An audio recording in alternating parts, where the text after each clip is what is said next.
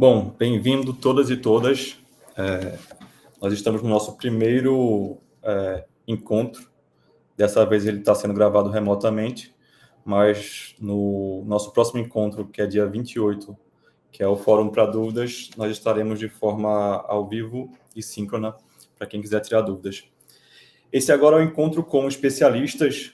O objetivo dele é a gente contextualizar um pouco mais as problemáticas que foram apresentadas no edital do Desafio de Inovação Aberta de Jaboatão dos Guararapes.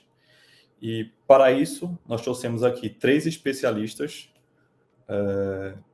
para falar um pouco mais e contextualizar mais, como eu falei, essas temáticas para vocês participantes do processo. Então, nós estamos hoje aqui com Thaisa França, que é técnica em Planejamento, Infraestrutura e Meio Ambiente da Prefeitura Municipal de Jaboatão dos Guararapes. Thaisa, que tem formação na área de Engenharia Cartográfica e Agrimensura e mestrado em Ciências Geodésicas e Tecnologia da Geoinformação. Inclusive, foi autora do livro Estrutura Geodésica Integrada ao Cadastro Territorial e Municipal. Ela está aqui como especialista do desafio de REURB, que trata sobre regularização fundiária. Nós também estamos aqui com Dalton Santiago, que é servidor da Prefeitura desde julho de 2017, tem formação na área de arquitetura e urbanismo, e dentro da Prefeitura ele já desempenhou papéis na agência como agente de fiscalização urbana e é membro da Comissão Especial de Análise Urbanística desde 2022. Bom, estamos aqui também com Tomás Ramalho, que é especialista em inovação urbana, desenvolvimento sustentável e políticas de habitação, já trabalhou e trabalha ainda para organizações como a ICONE, a FIP da USP, a Cooperação Técnica com a Alemanha, a GIS no Brasil. Possui uma vasta experiência internacional, tem atuado com a ONU em diversos países, com projetos de urbanização, habitação e resiliência urbana. Além da experiência profissional, ele é arquiteto e urbanista formado pela USP com mestrado na Itália, especializações em gestão de programas de políticas fundiárias, tendo atuado também como professor e coautor de publicações relevantes da área. Bom, a gente vai começar agora com a fala do Dalton, que vai trazer um pouco mais para a gente sobre a contextualização da temática que é do desafio Guardião, que é o monitoramento inteligente de ocupações irregulares. Com você, Dalton. Olá, boa tarde. Eu preparei uma apresentaçãozinha aqui para fazer um apanhado sobre esse processo de inovação aberta do desafio Guardião, que é justamente o monitoramento inteligente da cidade, né, que tem a temática como podemos identificar e gerenciar de maneira inteligente ocupações irregulares de Jaboatão dos Guararapes, levando em consideração a fiscalização urbana e ambiental. Né? Como o Pedro falou, me chamo Dalton Santiago, sou agente de fiscalização urbana. Então, fazendo uma contextualizaçãozinha aqui do qual é o panorama que Jaboatão se encaixa. Então, Jaboatão é uma grande cidade, né, em arrecadação e população, que se desenvolveu nos corredores de transporte, né? Tem articulação com grandes rodovias e vias, né? É a 4ª cidade do país com áreas de risco, né? Só perde para Belo Horizonte, Salvador, Rio de Janeiro. Então, quase 200 mil pessoas vivem em área de risco. Então, isso é um dado muito relevante, né, no tocante às ocupações irregulares. Tem uma população imensa, da 2022 são 644 mil habitantes, numa área de 258 km², e tem muito a se expandir. Jaboatão tem 40% de sua área ainda rural. Então, justamente esse planejamento necessário para essas novas áreas que vão ser adestradas, né? Tem uma divisão administrativa em 7 regionais, né? E aí eu trago aqui 2 mapas que foi elaborados pela Prefeitura no ano de 2022, onde ocorreu vários deslizamentos, né, que tiveram até mortes, né? E aí tem uma localidade, Jardim Monte Verde, que sofreu bastante com esses deslizamentos, né? Podemos perceber ali em cima dessa área elevada, existem várias residências, então nesse local várias residências, várias ocupações irregulares vieram a desmoronar, pessoas morreram, né? Então é justamente esse monitoramento que é muito necessário aqui em Jaboatão. Jaboatão cresceu de forma desordenada e a fiscalização urbana e ambiental que sempre existiu não dá conta de executar uma fiscalização eficiente numa cidade tão imensa, né?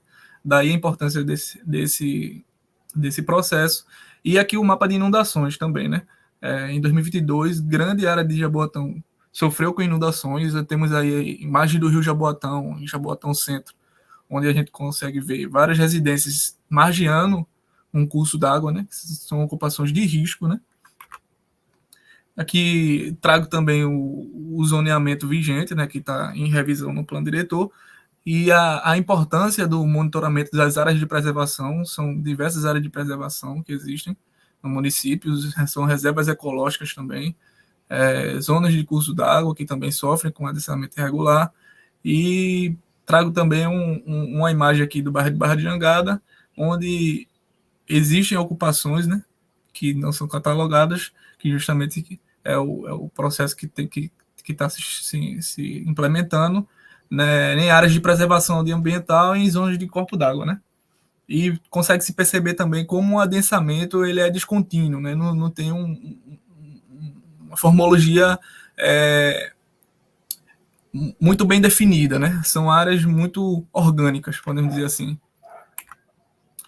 Então, a importância do planejamento, né, urbano, com foco na sustentabilidade urbana e qualidade de vida. Então, quando existe o controle urbano adequado, ele se direciona ao interesse local, né? O planejamento urbano interfere na drenagem urbana, saneamento, infraestrutura, sistema de abastecimento d'água, sistema de iluminação pública, mobilidade, né? Uma queixa muito recorrente aqui em Jaboatão é que ocupações irregulares atrapalham muito na mobilidade urbana. Existem ruas que simplesmente são ocupadas, ruas largas, se chega ao final da rua, rua ocupada. E ocupações consolidadas também, né? Também a preservação ambiental, aliada ao incentivo à massa vegetativa e a legalização da propriedade e segurança jurídica. A partir do momento que a gente fiscaliza as novas ocupações, essas ocupações vão ser legais e vão dar segurança jurídica à população, né? Também muito interessante para municiar a fiscalização urbana ambiental são esses dados que vão ser gerados com esse sistema, né? E a tomada de decisão do município em cima das ocupações consolidadas e das novas ocupações que venham a surgir, que justamente seriam criação de alertas para o município, integrado às plataformas já existentes, né? As plataformas do município que já existem, que seriam integradas com esse novo sistema. E aí eu trago agora algumas áreas, né? Algumas áreas de risco da cidade. Aqui um exemplo é Curado 4, Regional 3, né?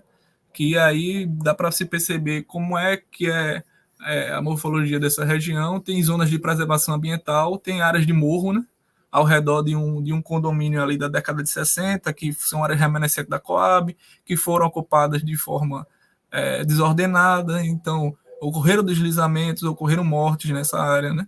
Então, a importância do monitoramento dessas áreas, né?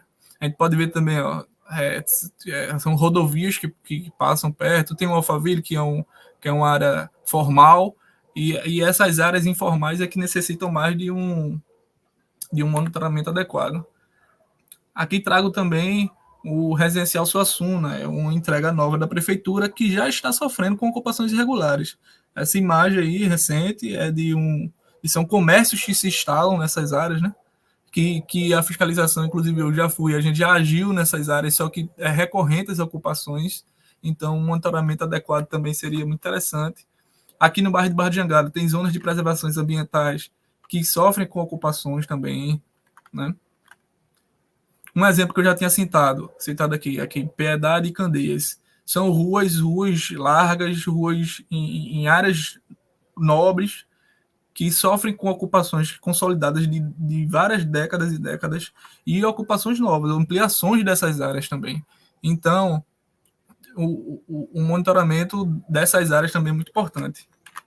E aqui finalizo minha apresentação e queria só finalizar falando da importância desse projeto Guardião, porque Jaboatão tem um histórico de crescimento desordenado. Então, um sistema, um algoritmo que pudesse ser desenvolvido, que fosse focado na questão de monitoramento dessas áreas, seria muito relevante.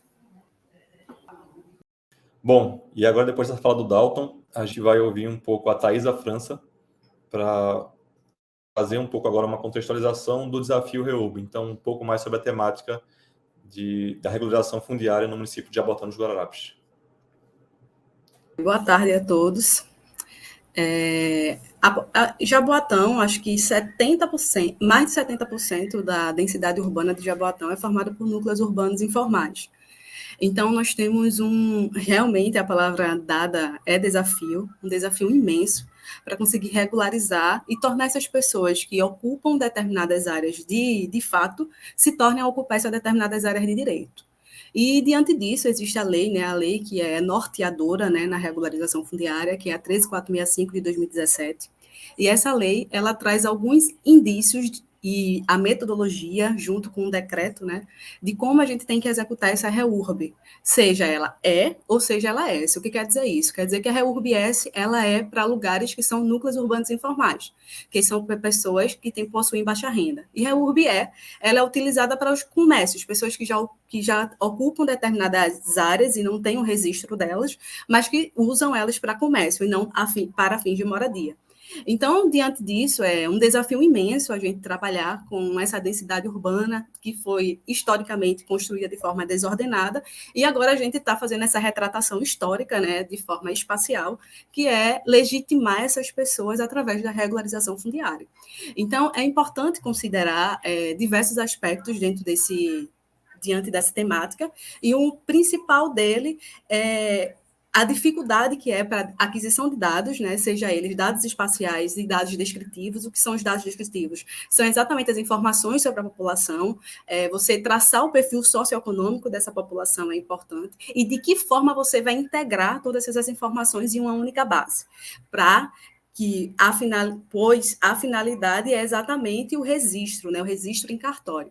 Então, eu acredito que o grande desafio é você construir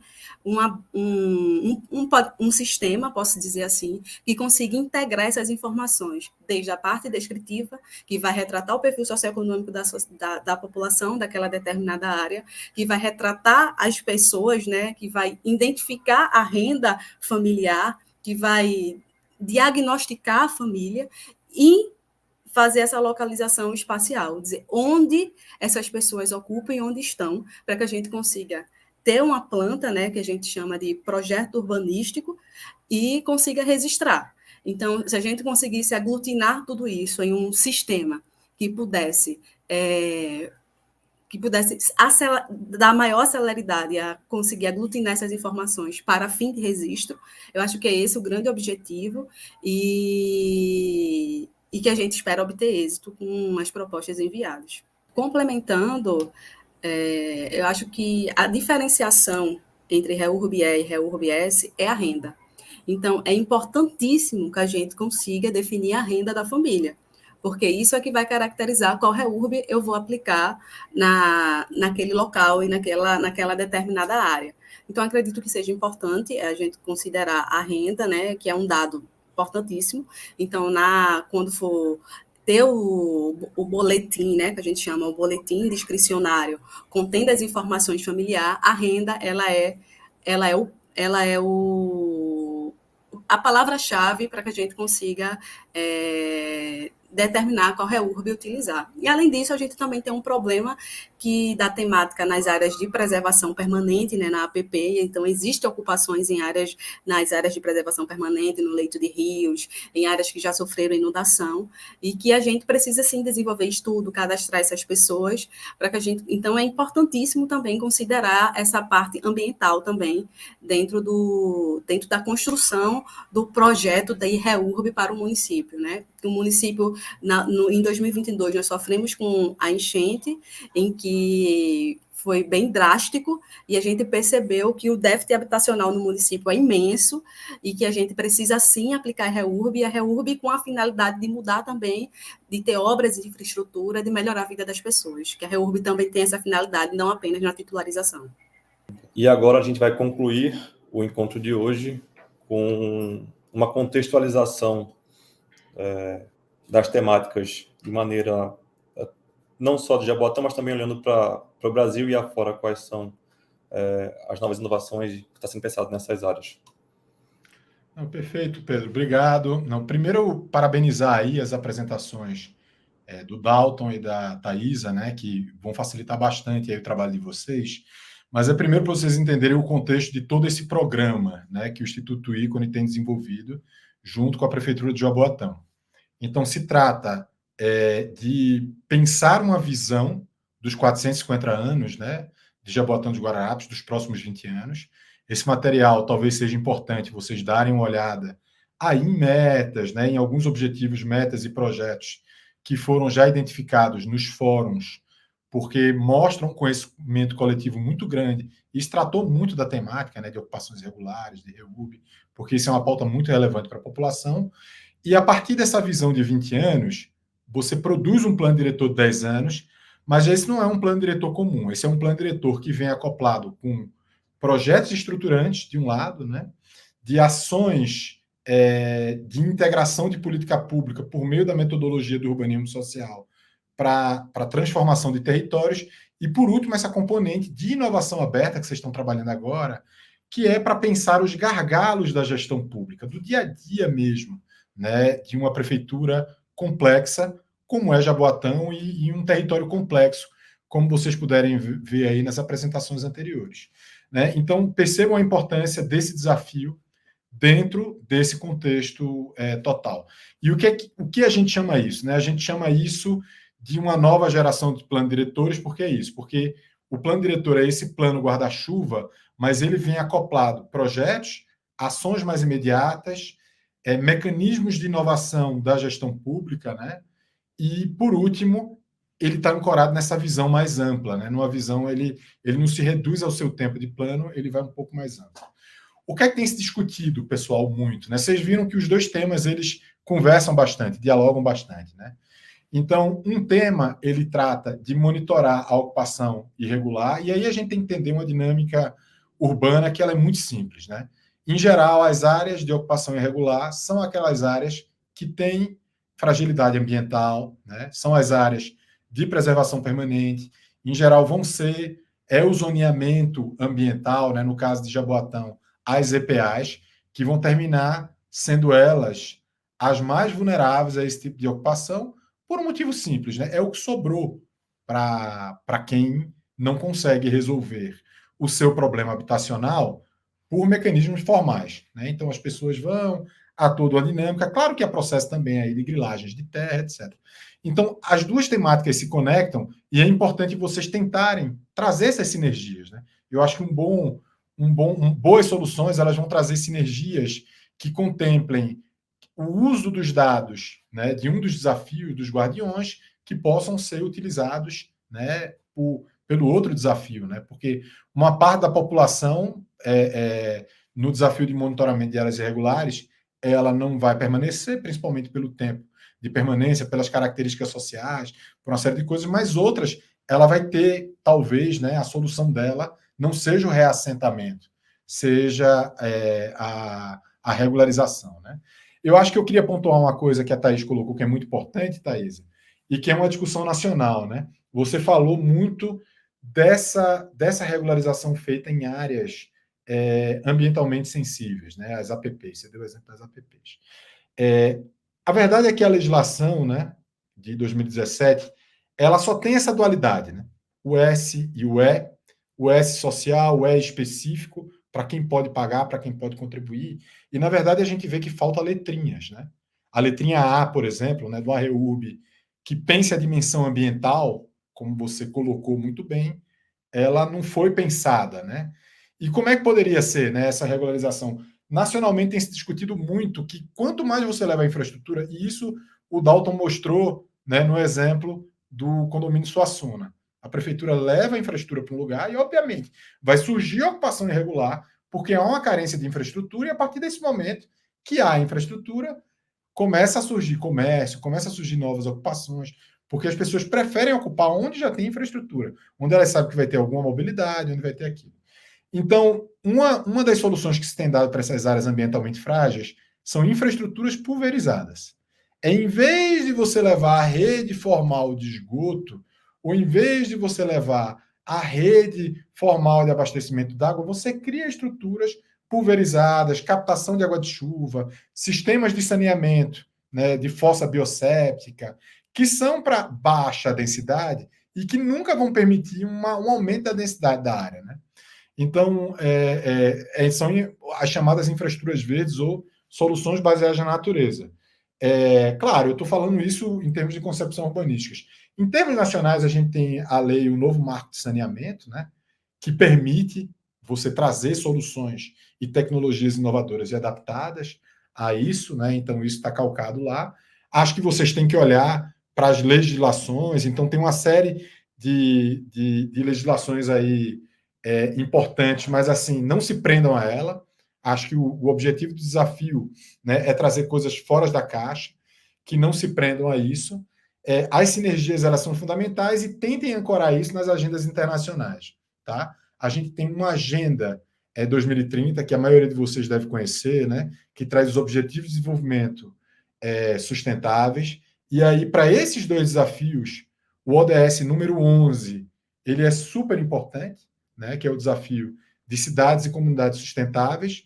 Você também tem o ODS 13 e 14, né, um de clima e o outro de preservação da natureza, porque vocês perceberam que, no caso concreto de Jaboatão, muito da atuação dos guardiões e muito da regularização vão ser feitas em temáticas ambientais. Prestem atenção também, pessoal, na nova agenda urbana, né? A nova agenda urbana tem uma versão ilustrada, inclusive. Essa versão ilustrada, ela tenta traduzir melhores conceitos, né? E a regularização fundiária, ela vai ser uma política fundamental para Jaboatão, para a política habitacional de Jaboatão, né? Para dar dignidade, para dar o direito à moradia adequada, que não é só a casa, né? É o conjunto de infraestruturas, é a localização, não é colocar o cara lá longe, né? É colocar ele o mais próximo possível de oportunidade de empregos, né? E por isso é que ele prefere, muitas vezes, estar num lugar de risco, estar numa área de risco, mas que é próxima das oportunidades de emprego, do que estar longe numa área formalizada, né? Tem essa dinâmica, e essa dinâmica o Dalton conhece muito bem, porque é isso, a fiscalização vai lá, né? Mas a raiz do problema ela não foi trabalhada, então o cara vai continuar insistindo em ocupar aquela área de risco ali, mas que está mais próximo do que está lá longe onde ele foi reassentado, né? Então, olhem aí os princípios da nova agenda urbana, tentem observar também outras agendas importantes, como o marco de Sendai, para redução de risco de desastres. Então, eu acho que nas duas coisas é bom vocês pensarem que a gente sempre olha muito para o passado, né, para pensar e ponderar os problemas, mas vocês vão ter que olhar para o futuro, porque tem uma coisa chamada mudanças climáticas. O Dalton apontou muito bem. Jaboatão é uma das cidades de maior vulnerabilidade climática do país. Pensar essas duas estratégias, né, esses dois desafios de inovação aberta, sem ter isso em conta, né, que Jaboatão é uma cidade de muita vulnerabilidade climática, também, né, esse termina sendo um critério super importante, tanto para a minha decisão de regularizar e qual é a minha prioridade de território a guardar, né, Dalton? Porque talvez não dê para guardar o território inteiro, mas, essas áreas que a gente sabe que se a população for, ela vai estar a risco de vida, né?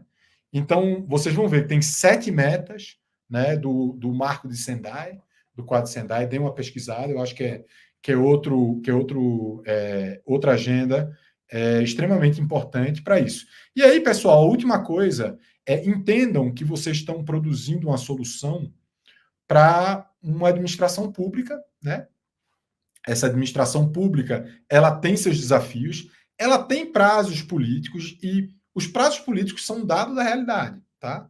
Então você tem que pensar algo que ela tenha uma sustentabilidade, que ela tenha fácil usabilidade, que se a equipe vier a ter muitas transformações, né, essa solução de vocês tem que ter uma capacidade de permanência, de virar uma política de Estado, né? Então pensem, para a administração pública, né? É para uma prefeitura, né, de uma cidade grande, né, mas que tem os seus desafios, né, que tem, digamos, a sua capacidade adicional. Então, tem sempre aquela coisa, né, do vamos colocar uma ferramenta que é adequada para quem estiver utilizando ali, né? E eu desejo a vocês aí uma boa sorte nessa proposta de soluções e reitero, né? Tanto que a Thaís e que o Dalton colocaram, que a gente aguarda com muita ansiedade, né, as propostas de vocês, porque elas vão ser uma peça fundamental dentro dessa lógica de transformação urbana que o Jaboatão dos Guararapes pretende, né, para os seus próximos 20 anos.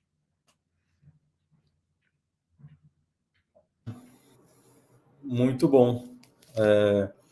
Nós esperamos que depois dessas 3 riquíssimas falas, vocês consigam entender um pouco mais a realidade de Jaboatão dos Guararapes e possam incorporar isso muito nas soluções que vão ser colocadas nos desafios. Como eu disse no início, nosso próximo encontro é no dia 28, no Fórum de Dúvidas. E também, para quem tiver dúvidas ao longo desse tempo, a gente tem um e-mail inovajá@jaboatão.pe.gov.br, em que nós vamos estar sempre tirando dúvidas. É só mandar lá que a gente, no máximo em um dia, responde. Muito obrigado, Thaisa, Dalton e Tomás, e nos vemos no próximo encontro. Muito obrigado, pessoal.